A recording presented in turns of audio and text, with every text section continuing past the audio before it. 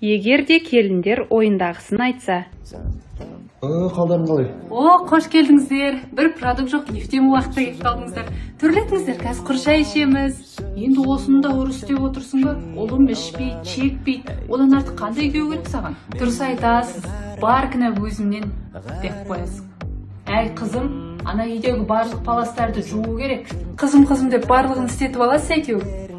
Мама, что-то нервыма тиіп бастадыңыздар, может қалаға барып демалып келесіздер? Просто сіздерді ойлап айтып жатқаным ғой. Енді осы үйдің келінісің ғой, істесеңші. Келін күң емес.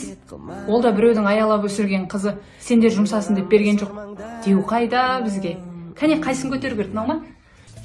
Шаршамадың ба, балам? Шаршадым дейін десем, өзіміз кезінде шаршаудың не екенін білмеппіз дейін деп тұрсыз ғой. Так что вообще шаршамадым. Жансая, жақсы жаңалық. Кіші қайның үйленем дейді. Ой, қандай жақсы жаңалық. Бөлек шығатын болдық. Жансая, атаңа шай бер. Туй, со кісінің атын Шайғали деп қоя салу керек еді. Әй қызым, кешке етіңді асып столыңды жасап қоясың ғой.